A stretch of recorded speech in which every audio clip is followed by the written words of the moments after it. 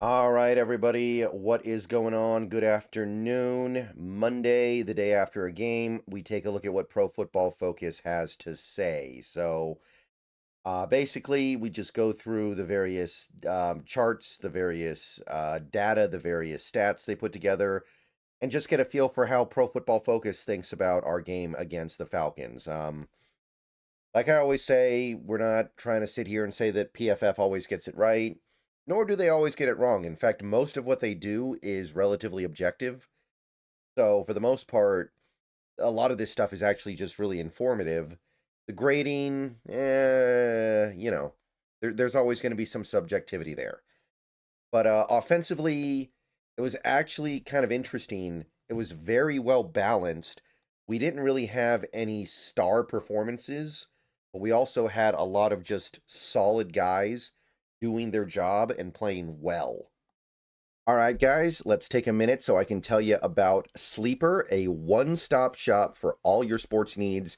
You can celebrate and chat on sports games in real time with other users. You can get the fastest scores, blazing fast sports news and sports alerts right at your fingertips. And of course, you can use Sleeper to play in fantasy leagues and win real money on picks contests. This is the way sports were meant to be enjoyed together. So download Sleeper today.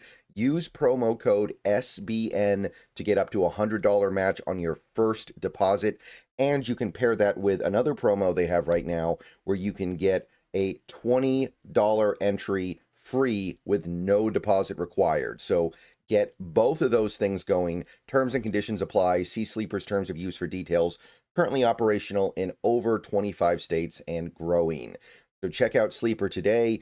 Get to it and go have some fun with sports this year.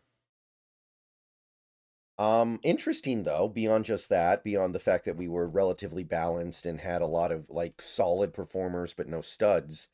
Nick Collar up first place, and it's not like he didn't play very much. He played more than or close to half the game. 79.7 again all through his blocking, which is funny because I only really noticed Collar up one time that whole game on the initial watch, and I noticed him because I thought he blew a block that got a play blown up. So, I mean, I'm not saying that it's wrong, but I would say that I don't know if I think he was our best player. Second and third place make a lot more sense, though. We had Shaheed, who played a really good game, and JSN, who played a really good game as well, both in the mid 70s. Also in the mid 70s was Velez Jones, but it's only 6 snaps, so I'm not really lending a ton of credence to that. It's too small of a sample size. But back in the saddle was Sam Darnold with 72.9. Not amazing, but certainly better than he's been recently, and certainly a step in the right direction, and good enough for this team to not just win, but apparently win by 4 touchdowns and put up 37 points on the road. So that's pretty good. I'll definitely be happy with that. Finally, a good PFF grade here, by the way, and this is notable. Gray Zabel.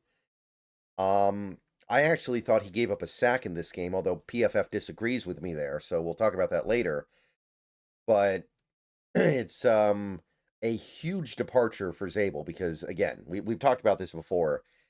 Zabel is a guy who cannot catch a break from PFF this year.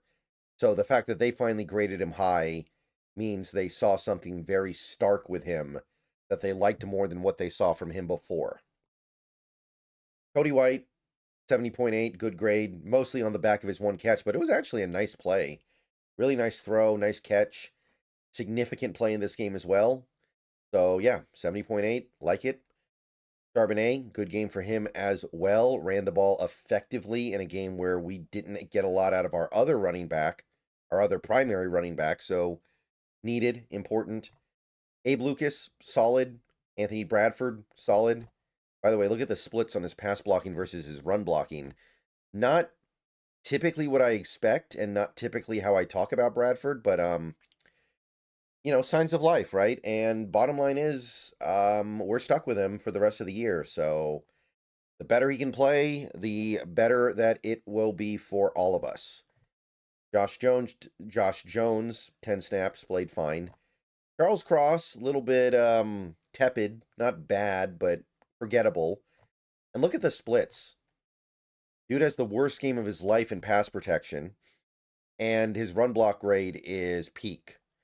So very odd for a guy like Cross, who is a pass blocker first and foremost in this league. Cooper Kupp, about a 60. Run blocking actually really dinged him, which is interesting and not entirely unfair. It's just hard for Kupp to ever have. It feels like it's hard for Kupp to have a lot of really high PFF grades because he doesn't get thrown the ball enough. So he's out there running cardio a lot, and I don't think PFF looks too kindly on that. Brady Russell, 1 snap, so whatever. And then we get down into the guys that PFF thought were a little bit lackluster, I guess would be the right way to put it. Like Ken Walker, who was not particularly effective. He dropped a pass, was not really good running the ball. AJ Barner kind of grinded out an okay game, but I guess it was forgettable. I don't know if I totally buy this grade overall.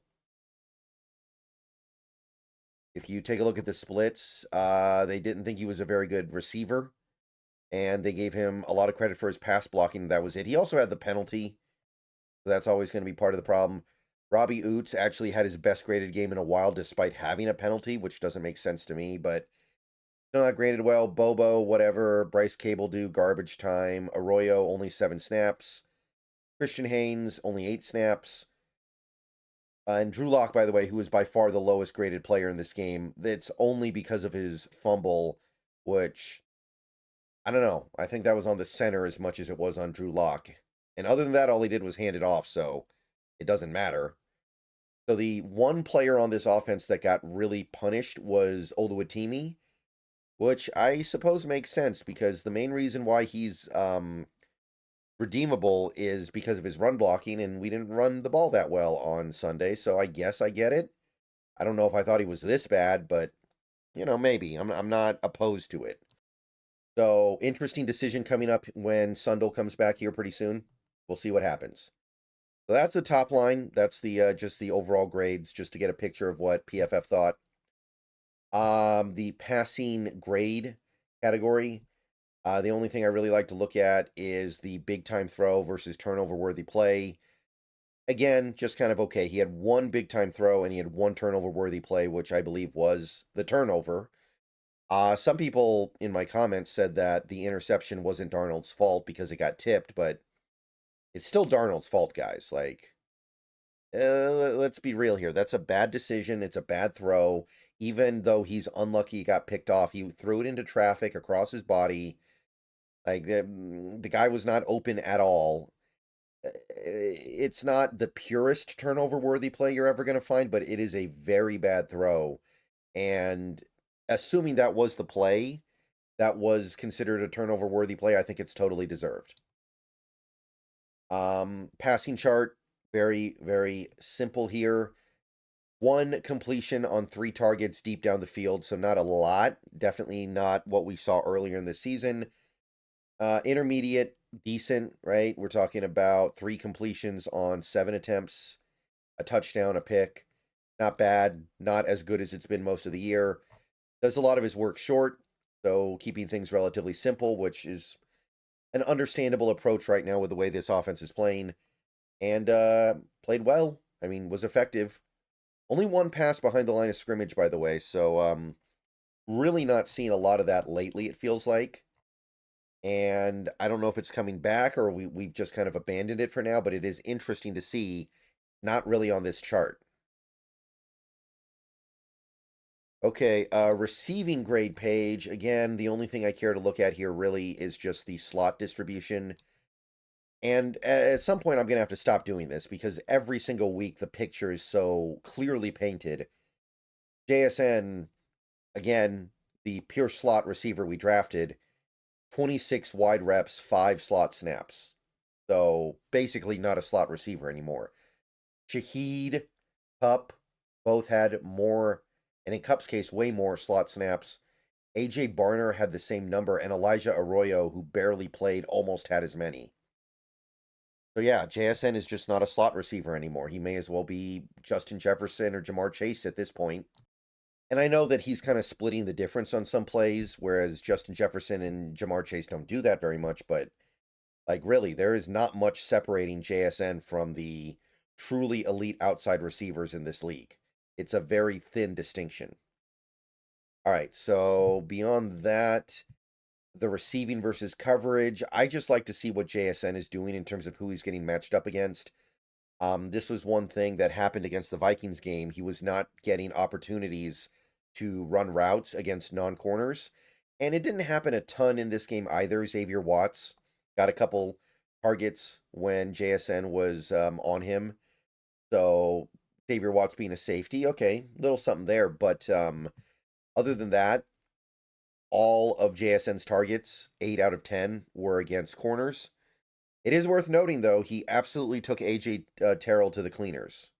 AJ Terrell. I don't know which one it is, but yeah, 5 catches, 81 yards, 2 touchdowns, and that's one of the better corners in the league, so that means something. Like, that is not easy sledding. It's not like this upcoming week where we're probably getting the Colts with no Ward and no Sauce Gardner. No, you got the best Atlanta has to offer and a really good player, and you took him to town. Okay, so rushing direction, always interesting data in my opinion over here. Running game was kind of... I know the numbers look good, but a lot of the reason why the numbers look as good as they do is because Velez Jones did really good in garbage time. I don't know if the running game was really all that effective during the meaningful part of the game. I think that when you're looking at it, it really kind of felt like we, even when it was had its moments, like we did have a couple of long runs. I think Charbonnet had one. I know that Walker had one decent run. It wasn't something we could depend on from snap to snap. So wasn't overly sold on that.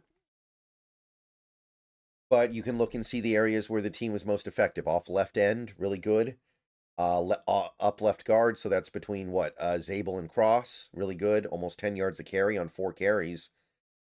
And moderately effective in the middle area. Middle left, middle right, right guard, like playable, but not really good. Like certainly something that you can survive, but I don't know how excited you are about this. Off right end, really nothing going on. A lot of dead end stuff over there. And I guess that's kind of reflected in Bradford's really bad run blocking grade, maybe. I don't know. Also did some work on QB scrambles, probably more so than any other game this year. And I think that's it. That's it. And we didn't run the ball a ton this week, but we ran it a pretty decent amount. So I think you can learn something here.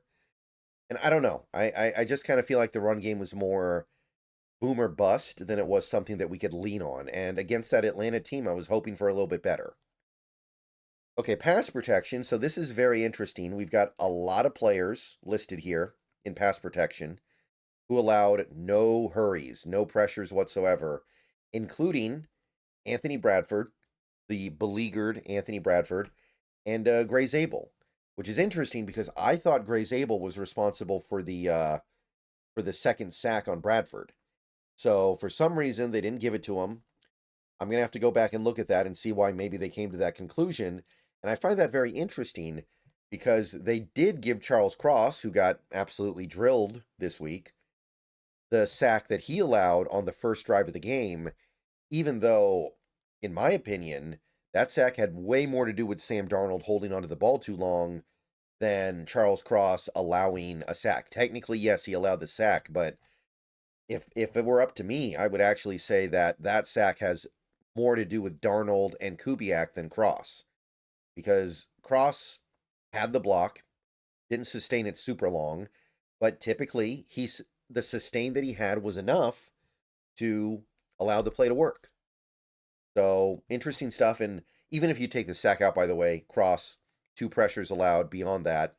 So not really a good game for him in pass protection, even with that consideration. AJ Barner, pretty solid. Not a lot of reps though. A lot of these guys didn't have a lot of pass blocking reps. Of the guys who did, again, Bradford and Zabel were great. Lucas, okay, did allow 2 pressures, but nothing too damaging.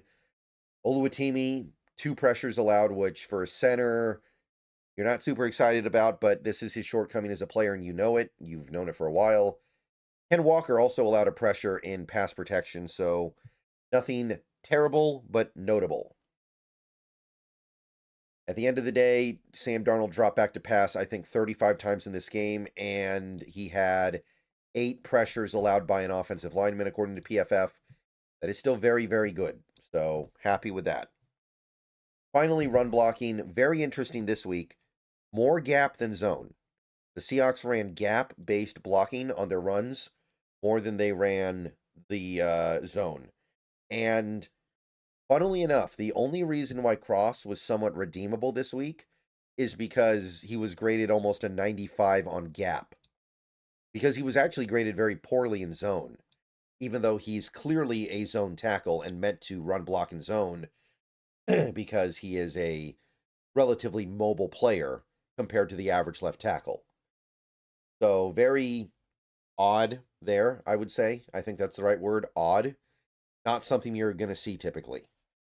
But yeah, more gap than zone does not happen very often, and for my money, the results were kind of mixed.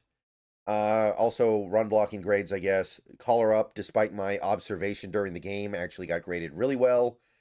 Lucas, Zabel, respectable. Everyone else kind of blah. And then you got guys like Oluwatimi, and this is where Oluwatimi needs to be earning his money, so this is a big problem. 46.3, that's not going to get it done at all. And Cooper Kupp, who run blocking is part of his game, so he needs to be better here. All right, I'm going to go and get out of here. Everyone have a good rest of your day. Go Hawks. And at least one more video coming later today, probably 2. And, yeah, see you guys soon.